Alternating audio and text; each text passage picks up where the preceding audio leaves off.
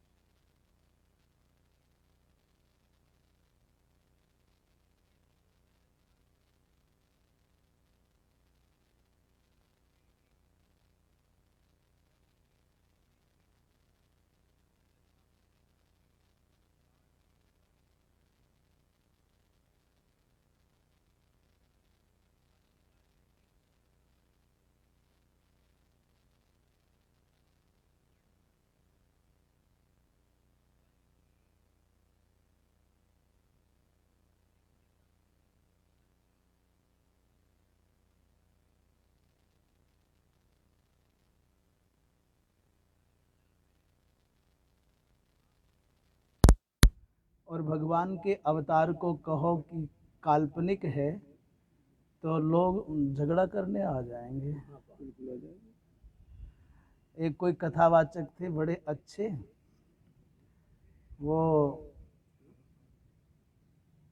भगवान की कथा कहते कहते कहते कहते भगवान कृष्ण के विषय में प्रतिपादन करते करते वो अलौकिक अर्थ का प्रतिपादन करने लग गए। ब्रह्म की सत्ता को प्रमाणित करते हुए उन्होंने अवतारवाद को कमजोर ढंग से प्रतिपादित किया। कृष्ण का अर्थ उन्होंने सर्वेश्वर, सर्वनियंता, सर्वांतर्यामी परमात्मा कर दिया, नंद का लाला नहीं किया। तो सुनते हैं रात्रि को भगवान आ गए कि मैं वो वेद प्रतिपाद्य ब्रह्म जो हूं वो हूं, पर यहां ब्रज में हो तो मैं हूं नंद को छोरा, नंद को लाला।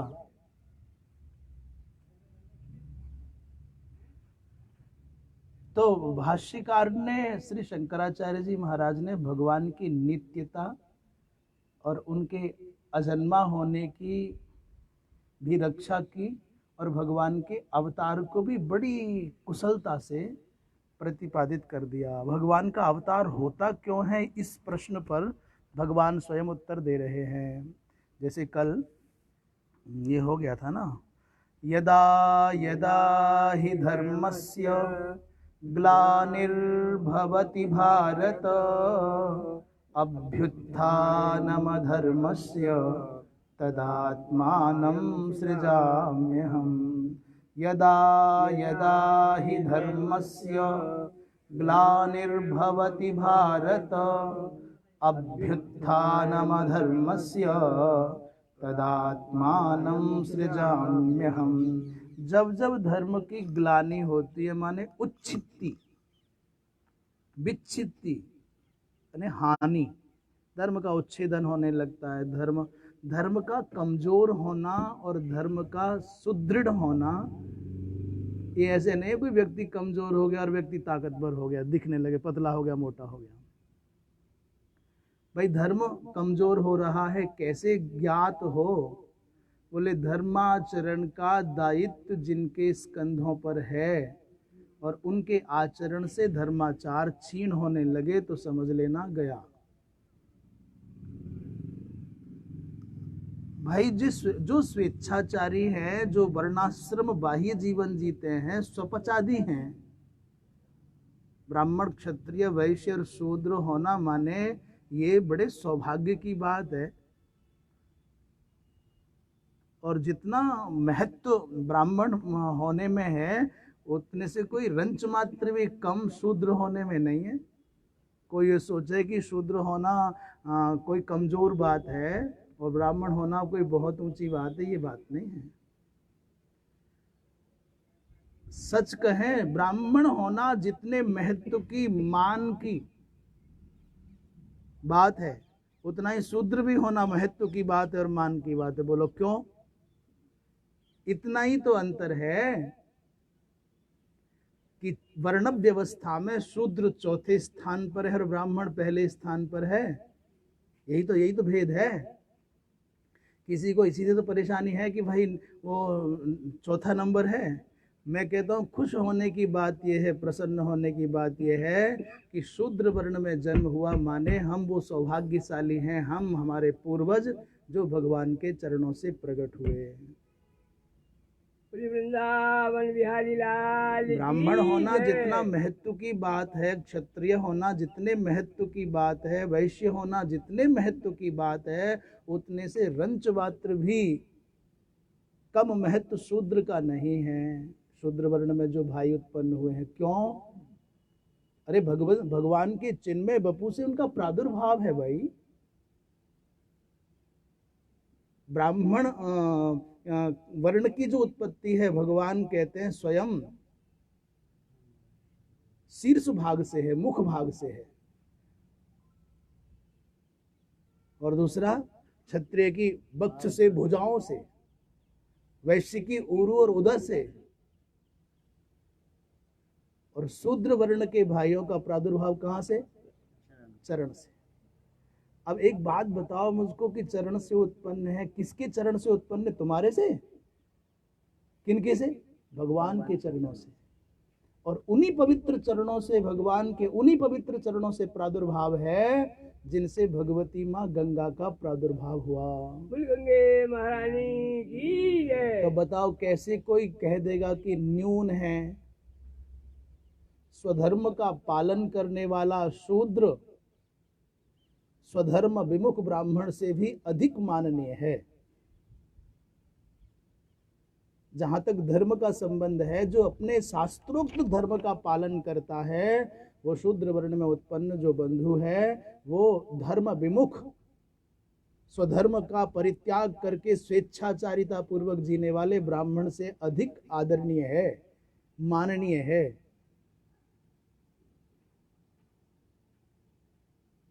अजीब सी लग रही है ना बात?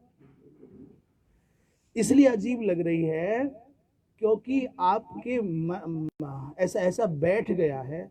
महत्व धर्म का पालन जो करता है वो श्रेष्ठ है, अपने कर्तव्य का पालन करने। डीएम कलेक्टर अपने कर्तव्य का पालन ना करे और चपरासी अपने कर्तव्य का पालन करता है तो सरकार चपरासी को, चतुर्थ श्रेणी कर्मचारी को सम्मान देगी और डीएम जेल में जाएगा। मुख्यमंत्री भी, प्रधानमंत्री भी, राष्ट्रपति भी अपने धर्म का, कर्तव्य का ठीक से पालन नहीं करेंगे, वो सम्मान नहीं पा सकते। पर एक सामान्य व्यक्ति स्वधर्म का पालन करता है तो लोग कहते हैं नहीं बहुत सज्जन व्यक्ति है, बहुत भला व्यक्ति है। बोलो आदर होता है कि नहीं? अब उदाहरण देते हैं। रावण के ज्ञान में किसी को भी कदापि त्रय काल में भी शंका नहीं हो सकती। ऋषिपुत्र है, ब्राह्मण है, परंतु आचार भ्रष्ट होने के कारण आज तक उसका पुतला फूका जाता है। रैदास हो, कबीरदास हो या धर्मव्याध हो, इनका सबका नाम लेते हैं तो लोग आदर की दृष्टि से लेते हैं कि नहीं लेते हैं?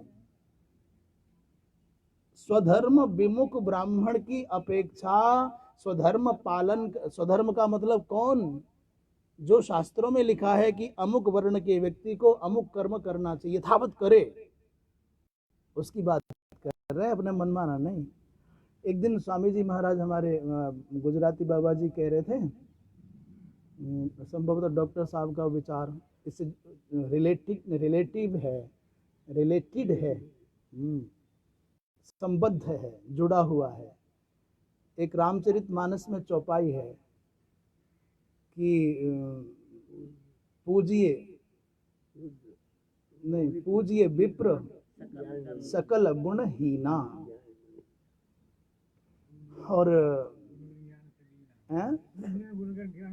और शूद्र न गुणगण ज्ञान प्रवीणा। और संदिग्ध तो है, आज के समय में तो बहुत खतरा है ऐसी बातें करने में।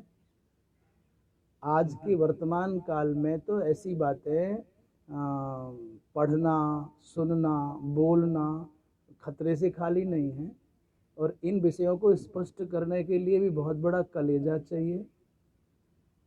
पर हमको तो कोई ऐतराज नहीं, हम तो सहमत हैं इस बात से, क्योंकि तुलसीदास जी महाराज ने संग में ये भी लिखा कि सोचिए विप्र जो वेद विहीना, ऋषि की वाणी है। तुलसीदास जी महाराज कोई मनुष्य नहीं है, और मनुष्य की लेखनी में इतनी सुगंध नहीं हो सकती कि वो अमर हो जाए।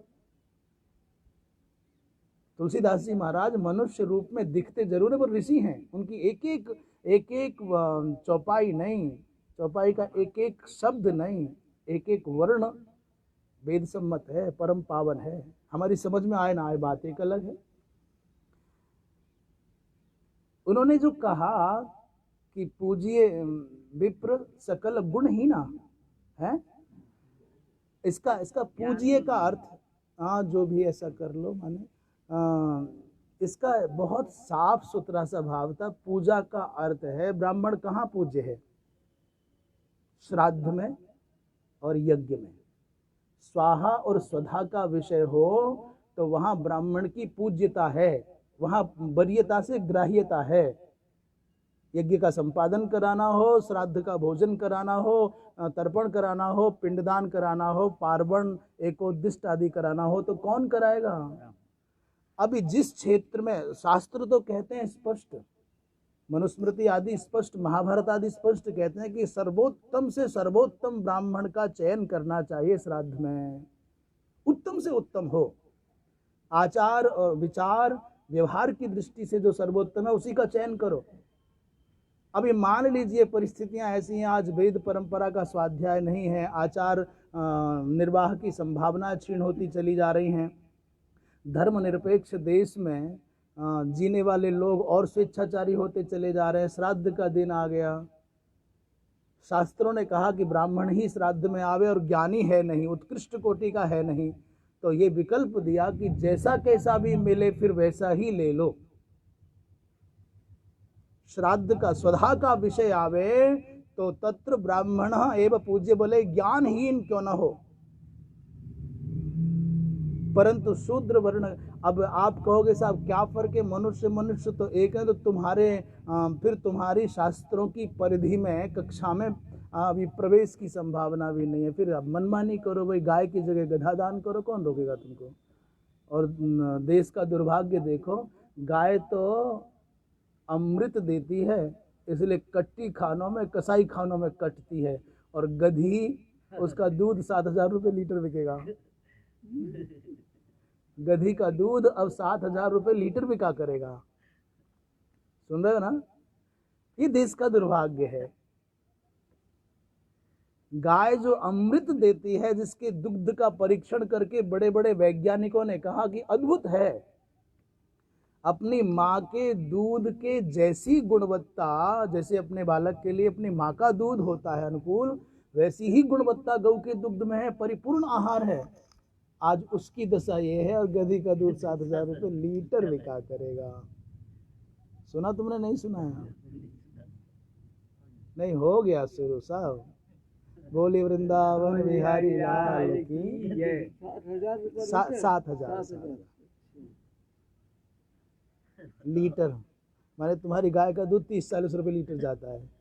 अब अनुपात से औसत निकाले ना, कैसे निकालोगे? तो वो जो चौपाई, उसका अर्थ था स्वधा का विषय हो तो चाहे ज्ञानी सदाचारी कैसा भी शूद्र वर्ण का भाई हो, ज्ञान के क्षेत्र में, विचार के क्षेत्र में, संवाद के क्षेत्र में, व्यवहार के क्षेत्र में उनका आदर होगा, पर स्वधा के क्षेत्र में तो भाई वही चाहिए। तो ये उद्देश्य क्या था तुलसीदास जी महाराज का, किस विषय को ध्यान में रख करके चौपाई कही गई है? इस संगति लगाने की बात है। स्वधा और स्वाहा के क्षेत्र में वही स्वीकार्य है, पूज्य है। पूजा माने चंदन लगाना है, चरण धोना है, ये जो कृत्य है। अपूज्य का यदि पूजन करोगे तो 3 दोष शास्त्र बताते हैं, दुर्भिक्षम, मरणम, भयम। अपूज्या यत्र पूज्यन्ते पूज्यानाम च व्यतिक्रमः। आप आदरणीय का आदर नहीं करेंगे और जो आदर योग्य नहीं हैं उनकी पूजा करते फिरेंगे तो राष्ट्र में 3 दोष आ जाएंगे, दुर्भिक्ष, मरण और भय। और भगवत कृपा से तीनों का अकांड तांडव है। तो ये विषय चल रहा था कि ब्राह्मण जितना माननीय है और गौरव के साथ में जीता है, मैं सत्य कहूं, शास्त्रों की शपथ के साथ कहूं, जय हो। उससे रंच मात्र भी कम शूद्र को अपने मन में नहीं सोचना चाहिए कि मैं कोई बाह्य हूं, मैं कोई हे हूं, मैं कोई निंद्य हूं। क्यों? भगवान के चरणों से प्रादुर्भाव हुआ है, माने चरण से लेकर के सिर पर्यंत है तो भगवान का चिन्मय बपू ना। एक ही देश से, एक ही देह से, एक ही दिव्य स्वरूप से प्रादुर्भाव हुआ तो दीनता कहाँ है? 4 पंक्तियां हैं एक कक्षा में, कुछ आगे बैठे हैं, कुछ पीछे बैठे हैं, कुछ उनसे पीछे बैठे हैं, कुछ उनसे पीछे बैठे हैं। परेशानी ये पीछे क्यों बैठे हैं? मैं कहता हूँ प्रसन्न ये होना चाहिए कि हम कक्षा के बाहर नहीं, हम कक्षा के अंदर बैठे हैं। पर समस्याओं का अंत तो होता नहीं। लोगों को लगता है कि हमको मंच पर जगह क्यों नहीं मिली, और मंच पर मिल गई तो आगे वाली पंक्ति में क्यों नहीं मिली, आगे वाली पंक्ति में मिल गई तो बीच में जगह क्यों नहीं मिली, और बीच में मिल गई तो फिर हमको माला पहले क्यों नहीं पहनाई गई, और पहले पहनाई गई तो गेंदा की क्यों पहनाई, गुलाब की क्यों नहीं पहनाई गई, और सबको गुलाब की पहनाई गई तो बराबर वाले को कमल की माला कैसे पहनाई गई, उसकी माला मोटी कैसे? मेरी मुझ सब में भीड़ में तो समस्याओं का तो कोई अंत नहीं। उस पंक्ति के विभाजन को ऐसे ऊपर नीचे ना करके समानांतर खड़ी कर दीजिए। ब्राह्मण है, ये क्षत्रिय है, ये वैश्य है, ये शूद्र है, और भगवान से समानांतर दूरी है सबकी। भगवान सबके लिए बराबर सुलभ है। स्वधर्म का पालन करता हुआ कोई भी जीव भगवान को प्राप्त करने का अधिकारी है।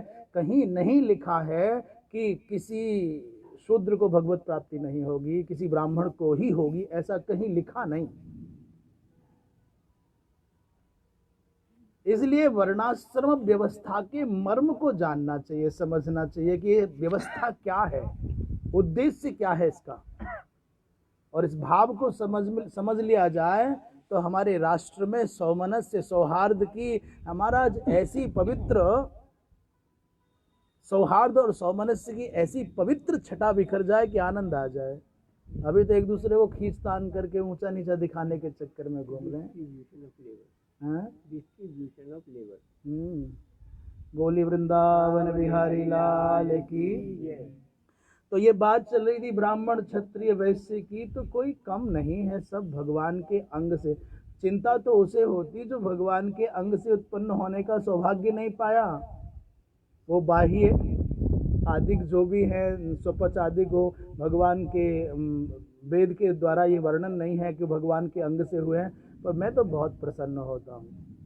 जितना महत्व माँ गंगा का है ना, उतना ही महत्व शूद्र वर्ण में उत्पन्न होने वाले सभी भाइयों का है। वो भी पावन करती है, ये भी पावन करते हैं, वो भी स्वच्छ करती है, ये भी स्वच्छ करते हैं। और महाराज ये आधार है समाज के। ये यदि शरीर का भी विभाजन करें तो जैसे समग्र शरीर का आधार पाद हैं, चरण हैं, वैसे ही समग्र समाज का, राष्ट्र का आधार ये है। इसलिए कोई निंद्य नहीं है। निंद्य और वंद्य तो व्यक्ति अपने व्यवहार से, अपने विचार से, अपने आचार से होता है। मैं निवेदन कर रहा था कि ब्राह्मण कुल में उत्पन्न हो और आचार ठीक ना हो, तो आचार विचार ठीक ना हो तो क्या करते हैं, परंतु आचार विचार ठीक हो तो निम्न वर्ण में, जैसे कहते भाई निम्न वर्ण का, निम्न वर्ण नहीं है, लोग सम्मान करते हैं उनका, आचार विचार अच्छा होना चाहिए। भगवान कहते हैं कि धर्म की रक्षा के लिए मैं प्रादुर्भूत होता हूँ। ये बात इसलिए चल रही थी कि धर्म का घटना और बढ़ना क्या है। धर्माचरण करने वाले लोगों के आचरण में, विचार में जब धर्म की मर्यादाओं का क्षरण होने लगे, समझ लेना धर्म घट रहा है। अच्छा, धर्म का घटना ही नहीं है। यदा भारतीयाः सनातन धर्मावलंबिनः, भारतीय परंपरा के सनातन धर्मावलंबी जन स्वधर्म का परित्याग करके अधर्मोन्मुखाः भवन्ति, अधर्मोन्मुख होने लग जाते हैं, तब भगवान के अवतार की पृष्ठभूमि तैयार होती है। धर्म क्षीण होने लगा, अधर्म बढ़ने लगा। कहते हैं, भाष्यकार कह रहे हैं, यदा यदा ही धर्मस्य ग्लानि माने हानि, अर्थात वर्णाश्रमादि लक्षणस्य प्राणिनाम अभ्युदय निश्रेयस साधनस्य। ये धर्म माने वर्णाश्रम धर्म, ब्राह्मण क्षत्रिय वैश्य और शूद्र 4 वर्णों का धर्म, और ब्रह्मचर्य गृहस्थ वानप्रस्थ और संन्यास, इन 4 आश्रमों का धर्म, जीने की पद्धति, नियम, ये क्यों है? बोले जीव मात्र के अभ्युदय और निश्रेयस के साधन हैं। भैया आच्छादन दो कि अंदर चले,